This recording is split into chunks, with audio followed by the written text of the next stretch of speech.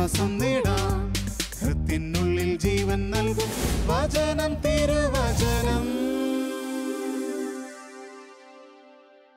പിതാവിൻ്റെയും പുത്രൻ്റെയും പരിശുദ്ധാത്മാവിൻ്റെയും നാമത്തിൽ ആമേൻ. ഈശോയിൽ ഏറ്റവും സ്നേഹമുള്ളവരെ, നാളെ എന്തു ചെയ്യും? ഒത്തിരിയേറെ ആകുലപ്പെടുന്നവരാണ് നമ്മൾ. നാളെ ഉള്ള യാത്രകൾ, നാളെ നമുക്ക് ചെയ്യാനിരിക്കുന്ന സാമ്പത്തിക കാര്യങ്ങൾ, നമുക്ക് കണ്ടുമുട്ടാനുള്ള വ്യക്തികൾ, നമുക്ക് വരാനുള്ള ഭാരിച്ച ചിലവുകൾ, പിന്നെ നമ്മുടെ രോഗാവസ്ഥയെക്കുറിച്ചുള്ള ആകുലതകൾ, നമ്മുടെ ഭാവിയെക്കുറിച്ചുള്ള ഉത്കണ്ഠകൾ, ഇങ്ങനെ നാളെയെക്കുറിച്ച് എന്ത് ചെയ്യും അതൊരു വലിയൊരു പ്രശ്നമാണ്. മത്തായിയുടെ സുവിശേഷം 6-ാമത്തെ അധ്യായം 25-ാമത്തെ തിരുവചനം ഈശോ നമ്മോട് പറയുന്നു, ഞാൻ നിങ്ങളോട് പറയുന്നു, എന്ത് ഭക്ഷിക്കും, എന്ത് പാനം ചെയ്യും എന്ന് ജീവനെക്കുറിച്ചോ, എന്ത് ധരിക്കുമെന്ന് ശരീരത്തെക്കുറിച്ചോ നിങ്ങൾ ഉത്കണ്ഠാകുലരാകേണ്ട. ഭക്ഷണത്തേക്കാൾ ജീവനും വസ്ത്രത്തേക്കാൾ ശരീരവും ശ്രേഷ്ഠമല്ലേ? അപ്പം നമുക്ക് ശ്രേഷ്ഠമായതിനെക്കുറിച്ച് നമ്മൾ ചിന്തിക്കാം. നിസ്സാരമായ കാര്യങ്ങൾ,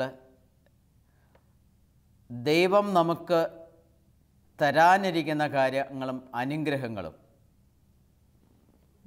നമ്മളെ എന്നും കാത്തുകൊള്ളുന്ന, എന്നും അനുഗ്രഹിക്കുന്ന ഒരു പിതാവിനെ പോലെ, പിതാവ് അതിൻ്റെ കൊച്ചു കുഞ്ഞിനെ വഴി നടത്തുന്നത് പോലെ നമ്മളെ വഴി നടത്താൻ ദൈവം ആഗ്രഹിക്കുമ്പോൾ, അങ്ങനെ ഒരു ദൈവമില്ല എന്നുള്ളൊരു ചിന്തയിലുള്ള നമ്മുടെ ജീവിതമാണ് നാളെ എന്ത് ചെയ്യും എന്നതിനെക്കുറിച്ചുള്ള നമ്മുടെ ഉത്കണ്ഠയും ആകുലതയും.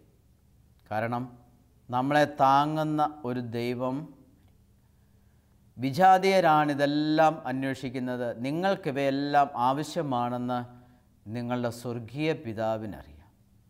ഇങ്ങനെ ഒരു സ്വർഗീയ പിതാവുള്ളപ്പോൾ നമ്മൾ എന്തിന് നാളെയെക്കുറിച്ച് എന്ത് ഭക്ഷിക്കുമെന്നും എന്ത് പാനം ചെയ്യുമെന്നും ഒക്കെ നമ്മൾ ആകുലപ്പെട്ട് നമ്മൾ അസ്വസ്ഥരാകുന്നു? ഈശോ പറയുന്നു, നിങ്ങൾ ഉത്കണ്ഠാകുലരാകേണ്ട. ഭക്ഷണത്തേക്കാൾ ജീവനും വസ്ത്രത്തേക്കാൾ ശരീരവും ശ്രേഷ്ഠമല്ലേ?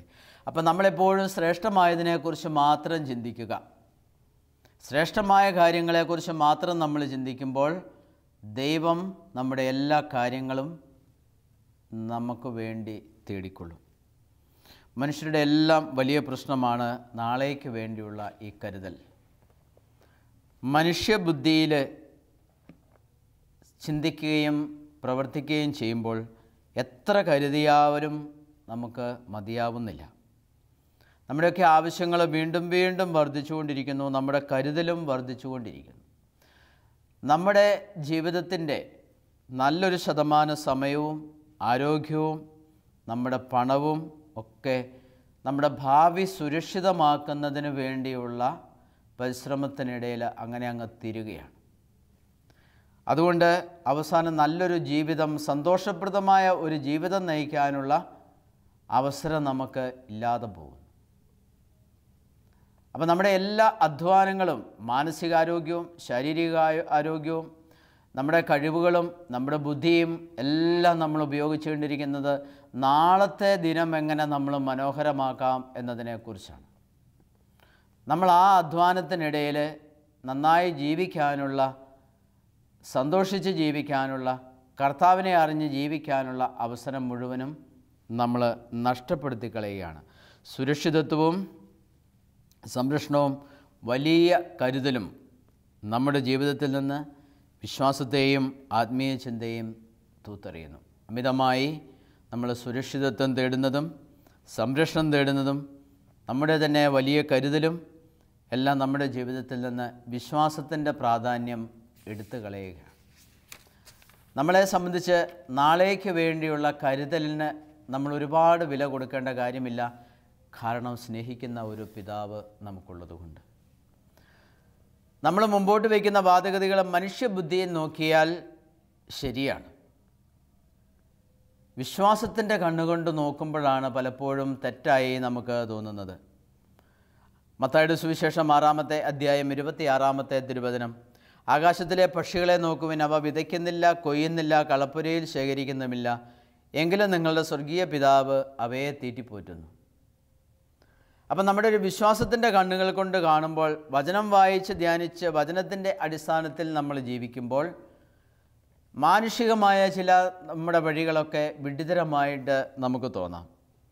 ചുറ്റുമുള്ളവരെ നോക്കുമ്പോൾ വിശ്വാസ ജീവിതവും വചനാധിഷ്ഠിത ജീവിതവും തമ്മിലുള്ള വ്യത്യാസം നമുക്ക് എപ്പോഴും കാണാൻ, ലോകദൃഷ്ടിയിൽ സമ്പന്നനാകാനുള്ള ഒരു നിർബന്ധമാണ് നമ്മുടെ മുമ്പിൽ എപ്പോഴും ലോകം വെച്ച് നീട്ടുന്നത്. ദൈവവിശ്വാസത്തിലുള്ള ജീവിതത്തിന് മങ്ങലേൽപ്പിക്കാൻ എപ്പോഴും തിന്മ പരിശ്രമിച്ചുകൊണ്ടിരിക്കും. നമ്മുടെ ജീവിതത്തിലെ ഈ കരുതലും മനുഷ്യബുദ്ധിയിലൂടെയുള്ള നമ്മുടെ പ്രവർത്തനങ്ങളുമെല്ലാം നമ്മുടെ മുമ്പിൽ കൊണ്ടുവന്ന് വിശ്വാസത്തെ നിർജീവമാക്കാനാണ് എപ്പോഴും തിന്മ പരിശ്രമിക്കുക. അമിതമായ കരുതലിലൂടെ എനിക്കൊരു സ്വർഗീയ പിതാവില്ല എന്ന വിധത്തിൽ ജീവിക്കുവാൻ എന്നെ നിർബന്ധിക്കുന്നത് തിന്മയുടെ ശക്തിയുടെ പ്രവർത്തനത്തിൻ്റെ ഫലമാണ്. ഉൽപ്പത്തി പുസ്തകം 3-ാമത്തെ അധ്യായം 1-ാമത്തെ തിരുവചനം, തോട്ടത്തിലെ ഒരു വൃക്ഷത്തിൻ്റെയും ഫലം തിന്നരുതെന്ന് ദൈവം കൽപ്പിച്ചിട്ടുണ്ടോ? സാത്താൻ മെല്ലെ മെല്ലെ അവരുടെ ജീവിതത്തിലേക്ക് ഇഴഞ്ഞു കയറി വരികയാണ്. അവൻ മെല്ലെ മെല്ലെ അതിനകത്ത് അവരുടെ ജീവിതത്തിൽ, ആദത്തിൻ്റെയും ഹവ്വായുടെയും ജീവിതത്തിലേക്ക് കടന്നു വന്നു. അവരുടെ ജീവിതത്തിലേക്ക് അവൻ കടന്നു വന്നിട്ട് ആദ്യത്തെ ചോദ്യം, തോട്ടത്തിലെ ഒരു വൃക്ഷത്തിൻ്റെയും ഫലം തിന്നരുതെന്ന് ദൈവം കൽപ്പിച്ചിട്ടുണ്ടോ? വളരെ ന്യായമായൊരു ചോദ്യമാണ്. ആ തരത്തിലും ചിന്തിക്കാവുന്നതാണ്. എല്ലാ വൃക്ഷത്തിൻ്റെയും ഫലം തിന്നാം, പക്ഷേ ഒരു പ്രത്യേക വൃക്ഷത്തിൻ്റെ, തോട്ടത്തിൻ്റെ നടുവിൽ നിൽക്കുന്ന വൃക്ഷത്തിൻ്റെ ഫലം തിന്നുകയോ തൊടുക പോലുമോ അരുത്. ഭക്ഷിച്ചാൽ നിങ്ങൾ മരിക്കും. അതാണ് ദൈവം അവരോട് പറഞ്ഞത്, അതാണ് സത്യവും.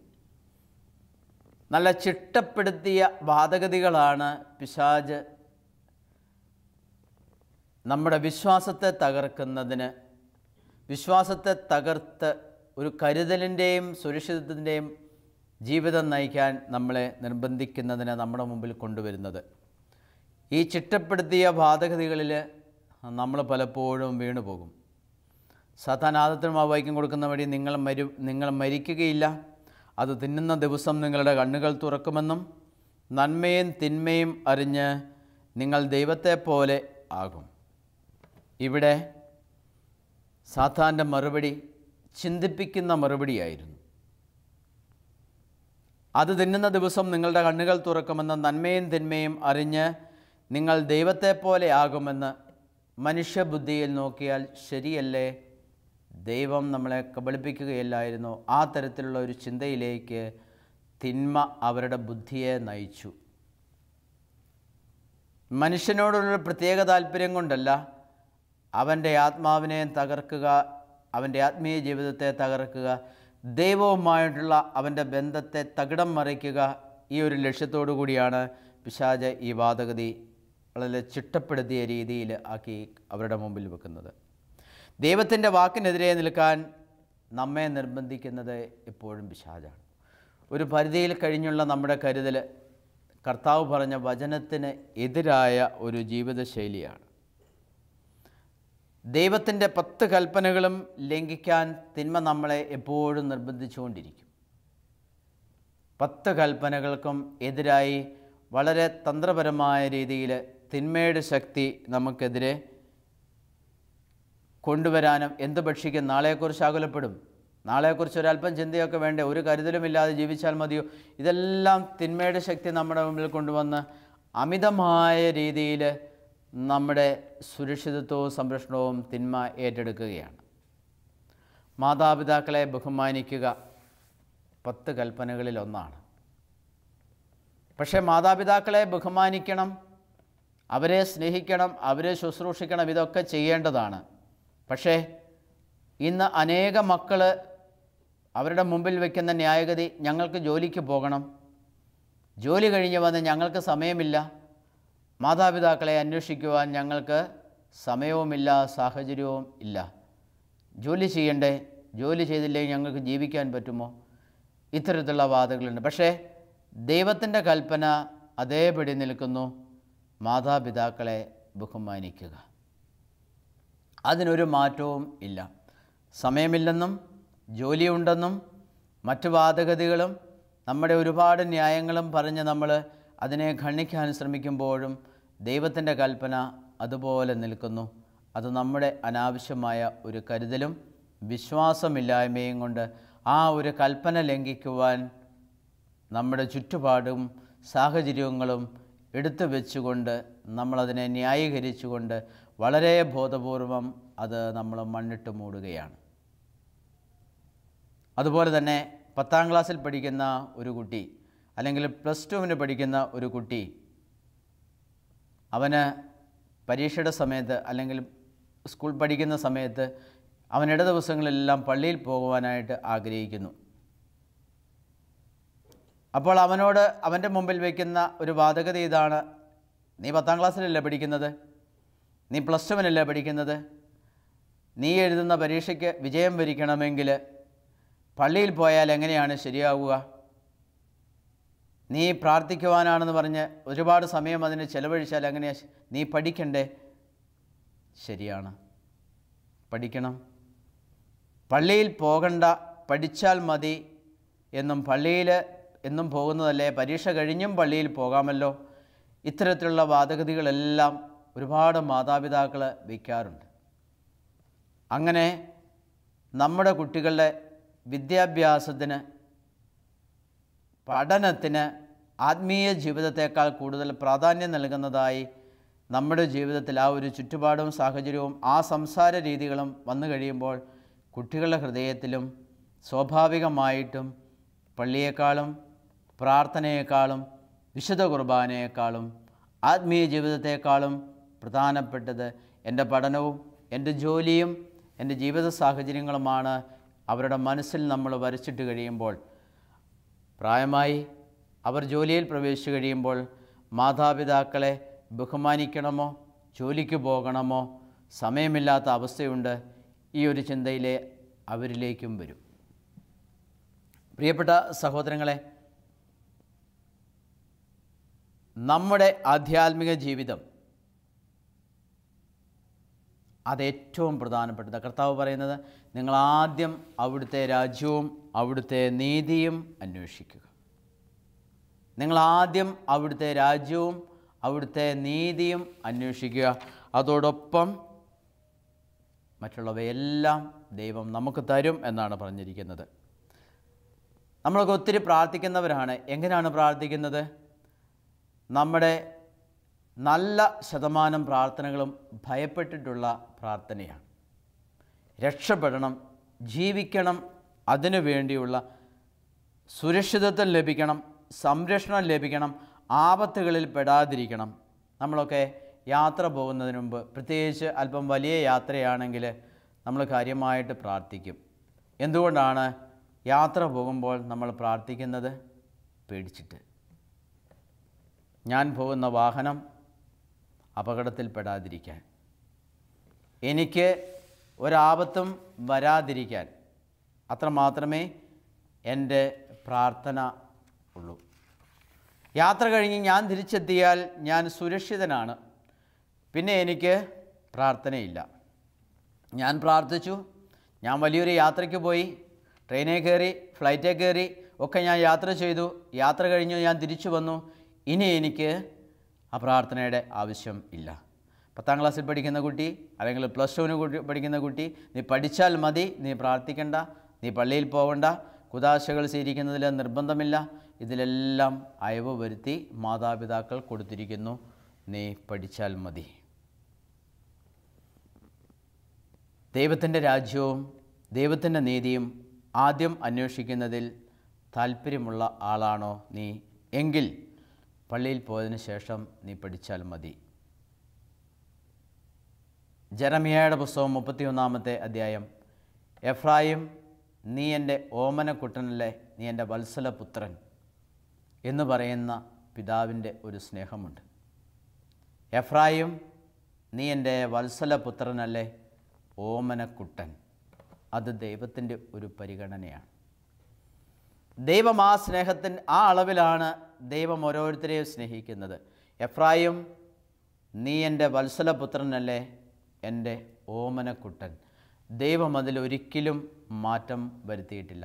ആ ഒരു സ്നേഹത്തിലും പരിപാലനയിലും എഫ്രായിം, നീ എൻ്റെ വത്സലപുത്രനല്ലേ, നീ എൻ്റെ ഓമനക്കുട്ടൻ എന്ന് പറയുന്ന ആ സ്വഭാവത്തിൽ നിന്നും ദൈവം ഒരിക്കലും മാറിയിട്ടില്ല, മാറ്റിയിട്ടും ഇല്ല. നമ്മൾ നമ്മുടെ ജീവിത സാഹചര്യങ്ങൾക്കനുസരിച്ച് പലപ്പോഴും നമ്മുടെ സ്വഭാവവും നമ്മുടെ സംസാര രീതികളും നമ്മുടെ പ്രാർത്ഥനയും എല്ലാം നമ്മൾ ചിട്ടപ്പെടുത്തിക്കൊണ്ടിരിക്കും. അതിന് തിന്മ നമ്മളെ വളരെ നന്നായിട്ട് സഹായിക്കുകയും ചെയ്യും. വിശ്വാസ ജീവിതത്തിൽ നിന്ന് എന്നെ മെല്ലെ മെല്ലെ അകറ്റിക്കൊണ്ടുവരാൻ ആവശ്യമുള്ള സമയത്ത് മാത്രം ഞാൻ പ്രാർത്ഥിക്കുന്ന ഒരു ശൈലി. യാത്ര പോകാൻ ഇറങ്ങുമ്പോൾ വലിയ യാത്രയാണെങ്കിലും പ്രത്യേകിച്ചും ഞാൻ തീക്ഷ്ണമായി പ്രാർത്ഥിക്കുന്ന ഒരാവശ്യം. ഞാൻ വലിയൊരു ഓപ്പറേഷനെ അല്ലെങ്കിൽ വലിയൊരു ട്രീറ്റ്മെൻറ്റിനായിട്ട് ഞാൻ പോകുന്നു. അപകടം പിടിച്ച ഒരു ട്രീറ്റ്മെൻറ്റിലൂടെ ഞാൻ കടന്നു പോകുമ്പോൾ ഞാൻ നന്നായിട്ട് പ്രാർത്ഥിക്കും. കാരണം ദൈവത്തിൻ്റെ കൃപ എനിക്ക് അവിടെ ആവശ്യമാണ്. അത് കഴിഞ്ഞ് എൻ്റെ ഓപ്പറേഷൻ സക്സസ്സായി, ഓപ്പറേഷൻ വിജയിച്ചു, ഒരപകടവുമില്ലാതെ ഞാൻ തിരിച്ചു വന്നു. പിന്നെ എനിക്ക് പ്രാർത്ഥനയില്ല, ദൈവമില്ല, ആധ്യാത്മിക ജീവിതമില്ല. പക്ഷേ ദൈവം അന്നും പറയുന്നു, ഇന്നും പറയുന്നു, എഫ്രായിം നീ എൻ്റെ ഓമനക്കൂട്ടനല്ലേ, നീ എൻ്റെ വത്സലപുത്രൻ. ദൈവം ആ മനോഭാവത്തിൽ നിന്ന് നമ്മൾ ഓപ്പറേഷന് പോകുമ്പോഴും ഓപ്പറേഷൻ കഴിഞ്ഞ് തിരിച്ചു വരുമ്പോഴും നമ്മൾ ചികിത്സ കഴിഞ്ഞ് പോകുമ്പോൾ നമ്മൾ യാത്രയ്ക്ക് പോകുമ്പോഴും വരുമ്പോഴും വന്നു കഴിഞ്ഞും എല്ലാം ദൈവം ആ അവസ്ഥയിൽ നിലനിൽക്കുന്നു. മത്തായിയുടെ സുവിശേഷം 6-ാമത്തെ അധ്യായം 8-9 തിരുവചനങ്ങൾ. വയലിലെ ലില്ലികൾ എങ്ങനെ വളരുന്നു എന്ന് നോക്കുക. അവ അധ്വാനിക്കുന്നില്ല, നൂൽക്കുന്നുമില്ല. സത്യമായി ഞാൻ നിങ്ങളോട് പറയുന്നു, സോളമൻ പോലും തൻ്റെ സർവ്വമഹത്വത്തിലും ഇവയിലൊന്നിനെ പോലെ അലങ്കൃതനായിരുന്നില്ല. സോളമൻ രാജാവ് ഏറ്റവും പ്രഗത്ഭനായ രാജാവ്, പേരുകേട്ട രാജാവ്, ലോകത്തിലെ എല്ലാ രാജാക്കന്മാരിലും മുൻപന്തിയിൽ നിൽക്കുന്ന രാജാവ്. അവൻ എന്തു വേണമെങ്കിലും സ്വയം അലങ്കരിക്കുന്നതിന്, അവനെ തന്നെ അലങ്കരിക്കുന്നതിന്, ഏറ്റവും മനോഹരമായി അവൻ കാണപ്പെടുന്നതിന് അവന് പരിശ്രമിക്കാം. പക്ഷേ അവൻ എത്രത്തോളം പരിശ്രമിച്ചാലും ദൈവം അണിയിച്ചൊരുക്കുന്ന വയലിലെ ലില്ലിയുണ്ട്. പ്രത്യേക പരിഗണന ആരും കൊടുക്കാതെ നമ്മൾ നിത്യവും ചവിട്ടി നടക്കുന്ന വയലിലെ ലില്ലി. പക്ഷേ കർത്താവ് പറയുന്നു, വയലിലെ ലില്ലികൾ എങ്ങനെ വളരുന്നു എന്ന് നോക്കുക. അവ അധ്വാനിക്കുന്നില്ല, നൂൽക്കുന്നുമില്ല. സത്യമായി ഞാൻ നിങ്ങളോട് പറയുന്നു, സോളമൻ പോലും തൻ്റെ സർവ്വമഹത്വത്തിലും അവൻ എല്ലാ പണവത്തിലും പ്രതാപത്തിലുമായിരുന്നപ്പോഴും അവൻ സ്വയം അലങ്കരിച്ചു. പക്ഷേ അതിനേക്കാളെല്ലാം മനോഹരമാണ് ദൈവം അണിയിച്ചൊരുക്കി അലങ്കരിച്ച് നിർത്തിയിരിക്കുന്ന, നമ്മളൊക്കെ ചപ്പോഴും ചവിട്ടിക്കളയുന്ന വയലിലെ ലില്ലിയുടെ അവസ്ഥ എന്ന് ഈശോ നമ്മെ ഓർമ്മപ്പെടുത്തുകയാണ്. വയലിലെ ലില്ലികൾ ആരും ശ്രദ്ധിക്കാതെ സ്വർഗസ്ഥനായ പിതാവിൻ്റെ പദ്ധതിയിൽപ്പെട്ട് അവയെല്ലാം വളരുന്നു. അതൊക്കെ അതിമനോഹരമാക്കി ഒരുക്കി തീർത്തിരിക്കുന്നത് ദൈവമാണ്. ഇതുപോലെ ഒരു ഒരുക്കവും മനുഷ്യബുദ്ധിക്ക് ചെയ്യുവാനായിട്ട് സാധിക്കുകയില്ല. ഈശോ 40 ദിനരാത്രങ്ങൾ ഉപവസിച്ചു. മത്തായിയുടെ സുവിശേഷം 4-ാമത്തെ അധ്യായത്തിൽ. അപ്പോൾ അവന് വിശന്നു. പ്രലോഭകൻ അവനെ സമീപിച്ച് പറഞ്ഞു, നീ ദൈവപുത്രനാണെങ്കിൽ ഈ കല്ലുകൾ അപ്പമാകാൻ പറഞ്ഞേ. നീ ദൈവപുത്രനാണെങ്കിൽ ഈ കല്ലുകളോട് അപ്പമാകുവാനായിട്ട് കൽപ്പിക്കുക. എത്ര വലിയൊരു കരുതലാണ്! ഈശോ വിശന്ന് ക്ഷീണിച്ച് ഇരിക്കുന്നതിൽ ഈശോയോടുള്ള സ്നേഹം കൊണ്ടാണോ പിശാച് പറയുന്നത്? ഈശോയോടുള്ള സ്നേഹം കൊണ്ടല്ല പിശാച് പറയുന്നത്. വലിയൊരു കരുതൽ ഈശോയ്ക്ക് നേരെ ഉണ്ട് എന്നുള്ള കാപട്യം, ആ കാപട്യത്തോടു കൂടിയാണ് പിശാച് ഈശോയെ സമീപിക്കുന്നത്. പിശാച് പറയുന്ന കല്ല് അപ്പമാക്കി ഈശോ ഭക്ഷിച്ചാൽ ദൈവപുത്രനെ സ്വന്തമാക്കി തിന്മയുടെ ശക്തിക്ക് വളരാൻ പറ്റും. അപ്പോൾ ഈ വലിയ കരുതൽ ഇത് ഈശോയ്ക്കറിയാം. ഈശോ പറയുന്നു, അപ്പം കൊണ്ട് മാത്രമല്ല മനുഷ്യൻ ജീവിക്കുന്നത്.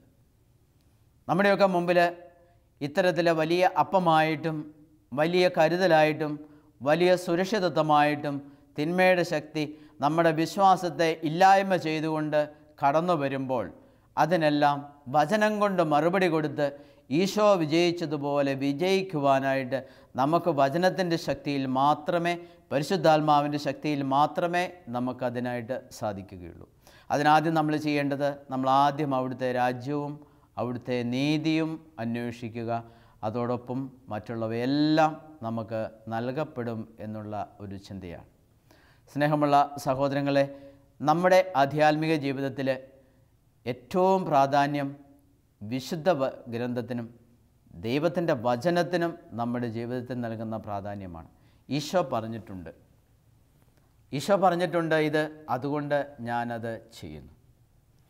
ഈശോ ഇത് പറഞ്ഞതുകൊണ്ട് തീർച്ചയായും ഞാൻ അത് അങ്ങനെ തന്നെ ചെയ്യും. അനാവശ്യമായ കരുതലും അനാവശ്യമായ പരിഗണനയും അതെല്ലാം ദൈവത്തിൻ്റെ വഴിയിൽ നിന്ന് ഉള്ളതല്ല.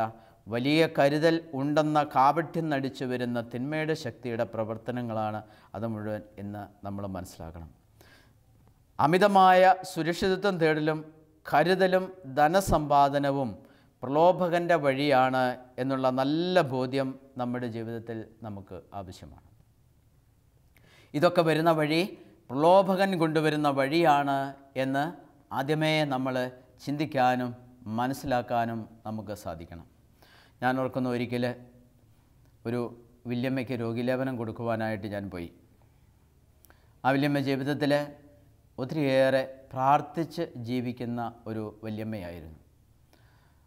സുബോധത്തോടുകൂടി ആ വല്യമ്മ രോഗീലേപനം സ്വീകരിച്ചു. എന്നിട്ട് ജീവിതം മുഴുവനും കർത്താവിൻ്റെ വചനം ഏറ്റവും വിശുദ്ധമായിട്ട് കാത്തു പരിപാലിക്കാൻ പരിശ്രമിച്ച ഒരു അമ്മയായിരുന്നു അത്. രോഗീലേപനം കൊടുത്തു കഴിഞ്ഞ് രോഗീലേപനത്തിൻ്റെ അവസാനം കുരിശ് രോഗിയെ മുത്തിക്കുന്നൊരു പതിവ് നമ്മുടെ രോഗീലേപനത്തിൻ്റെ അവസാനത്തെ കർമ്മമാണ്. ഈശോയുടെ വിശുദ്ധ കുരിശ് അമ്മ ചുംബിച്ചപ്പോൾ അമ്മച്ചി എൻ്റെ ഈശോയ്ക്ക് ചക്കരയുമ്മ എന്ന് പറഞ്ഞത് ഞാനിപ്പോഴും ഓർമ്മിക്കുകയാണ്. ജീവിതത്തിലെ എല്ലാം വളരെ കർത്താവ് പറഞ്ഞതുപോലെ മാത്രം ജീവിച്ച് ഈശോയ്ക്ക് ഇഷ്ടമുള്ള ഒരു ജീവിതം മാത്രം നയിച്ച് രോഗീലേപനം കൊടുത്ത് അവസാനം കുരിശ് മുന്തിച്ചപ്പോൾ ഞങ്ങളാരും പ്രതീക്ഷിച്ചില്ല ആ അമ്മയുടെ വായിൽ നിന്ന് എന്തെങ്കിലും ഒരു സംസാരമുണ്ടാകുന്നു. പക്ഷേ കുരിശ് മുത്തിച്ചപ്പോൾ അമ്മ പറഞ്ഞു, എൻ്റെ ഈശോയ്ക്ക് ചക്കരയുമ്മ. അതിനുശേഷം ഏതാനും മണിക്കൂറുകൾ കഴിഞ്ഞപ്പോൾ ആ വല്യമ്മ മരിക്കുകയും ചെയ്തു. സ്നേഹമുള്ള സഹോദരങ്ങളെ, വലിയൊരു സംതൃപ്തിയാണ് കർത്താവിൻ്റെ വഴിയിലൂടെ മാത്രം നടന്ന് വിശ്വാസ ജീവിതത്തിന് മാത്രം പ്രാധാന്യം കൊടുത്ത് വചനത്തെ മാത്രം അനുധാവനം ചെയ്ത് ജീവിച്ച് അവസാനം ഈശോയ്ക്ക് ചക്കരയുമ്മ കൊടുത്ത് ഈ ഭൂമിയിൽ നിന്ന് പോവുക എന്ന് പറയുന്നത് നമുക്ക് ലഭിക്കാവുന്നതിലും ഏറ്റവും വലിയൊരു അനുഗ്രഹമാണ്. ഞാൻ ഓർക്കുന്നു, പലപ്പോഴും പല മാതാപിതാക്കളും അച്ഛാ പ്രാർത്ഥിക്കണം മകളുടെ കല്യാണം ഒന്ന് ശരിയാകാനായിട്ട്. കാരണം പണമെല്ലാം ഉണ്ടാക്കി വെച്ചിട്ടുണ്ട്, ഇഷ്ടംപോലെ പണം കരുതി വെച്ചിട്ടുണ്ട്, പക്ഷേ മകളുടെ കല്യാണം ശരിയാകുന്നില്ല. എന്നാൽ വേറൊരു കൂട്ടരും വന്ന് പറയാറുണ്ട്, അച്ഛാ പെണ്ണിന് കല്യാണപ്രായമായി ഒത്തിരി ആലോചന വരുന്നുണ്ട്, പക്ഷേ ഞങ്ങളുടെ അടുത്ത് ഒരു 10 പൈസ പോലുമില്ല. പക്ഷേ ആദ്യം വന്ന അച്ഛാ എല്ലാം ഭംഗിയായി നടന്നു എന്നും തമ്പുരാന് നന്ദി പറയണമെന്നും നമ്മളോട് പറയുക. ഒരു കരുതലുമില്ലാതെ ആലോചനകൾ വന്നപ്പോൾ അതിനെ അനുധാവനം ചെയ്ത് ആ കല്യാണം മനോഹരമായി നടത്തി, ഒന്നിനും ഒരു കുറവുണ്ടായില്ല അച്ഛാ എന്ന് പറയുന്ന അനേക മാതാപിതാക്കൾ എൻ്റെ അടുക്കൽ വന്ന് പറഞ്ഞിട്ടുണ്ട്. ഒന്നിനും ഒരു കുറവുണ്ടായില്ല എന്ന് പറയുന്ന മാതാപിതാക്കൾ. പക്ഷേ അച്ഛാ മകൾക്കൊരു കല്യാണം ശരിയാകാൻ പ്രാർത്ഥിക്കണം എന്ന് പറയാൻ ചിലപ്പം വർഷങ്ങൾ നീണ്ടിട്ടുണ്ട് അവരുടെ അപേക്ഷകൾ. ഇതാണ് ദൈവത്തിൻ്റെ പ്രവൃത്തി. നിങ്ങളാദ്യം അവിടുത്തെ രാജ്യവും അവിടുത്തെ നീതിയും അന്വേഷിക്കുക. പണമുണ്ടാക്കി വെച്ചതുകൊണ്ട്, സൗകര്യങ്ങളെല്ലാം തരപ്പെടുത്തി വെച്ചതുകൊണ്ട് ദൈവാനുഗ്രഹം ലഭിക്കണമെന്ന് ഒരു നിർബന്ധവും ഇല്ല. അതുകൊണ്ട് ഏറ്റവും ആദ്യം അവിടുത്തെ രാജ്യവും അവിടുത്തെ നീതിയും നമുക്ക് പാലിക്കാം. അപ്പോൾ കർത്താവ് വഴിയെ എല്ലാ അനുഗ്രഹങ്ങളും നമുക്ക് തരും. ഇത് ഒരു വലിയ സത്യവും സാക്ഷ്യവുമാണ്. ഇത് കർത്താവ് നമ്മെ പഠിപ്പിക്കുന്നതാണ്. പക്ഷേ നമ്മുടെ ജീവിത സാഹചര്യങ്ങൾ കൊണ്ടും നമ്മൾ പഠിക്കുന്നില്ല എന്ന് മാത്രം. സ്നേഹമുള്ള സഹോദരങ്ങളെ, ഒന്നാമതായി അവിടുത്തെ രാജ്യവും നീതിയും അന്വേഷിക്കുന്ന ഒരു നല്ല ഹൃദയം എനിക്ക് തരണമേ എന്ന് നമുക്ക് പ്രാർത്ഥിക്കാം. കാരുണ്യവാനായ കർത്താവേ, അങ്ങയുടെ തിരുസന്നിധിയിലേക്ക് ഈ വചനം കേട്ട എല്ലാ മക്കളെയും സമർപ്പിക്കുന്നു. ശക്തമായ ആത്മാവിൻ്റെ അഭിഷേകത്തിലൂടെ അവിടുത്തെ രാജ്യവും നീതിയും തേടി മാത്രം അവിടുത്തേക്ക് വേണ്ടി മാത്രം ജീവിക്കുന്ന ഒരു നല്ല മനസ്സ് ഞങ്ങൾക്ക് ഓരോരുത്തർക്കും തരണമേ. പരിശുദ്ധ അമ്മേ മാതാവേ, അമ്മ കാനായിലെ കല്യാണ വീട്ടിലും അവിടെ ഉണ്ടായ ആ കാര്യങ്ങളെല്ലാം അമ്മ ഭംഗിയായി നടത്തിയതുപോലെ ഞങ്ങളുടെ ജീവിതത്തിലെ എല്ലാ കാര്യങ്ങളിലും, പ്രത്യേകിച്ച് ഞങ്ങളുടെ വിശ്വാസ ജീവിതം ഏറ്റവും ഭംഗിയായി അമ്മ തന്നെ ക്രമീകരിച്ച് തരണമേ എന്ന് ഞങ്ങൾ പ്രാർത്ഥിക്കുന്നു. നിത്യം പിതാവും പുത്രനും പരിശുദ്ധാത്മാവുമായ സർവേശ്വര എന്നേക്കും. ആമേൻ.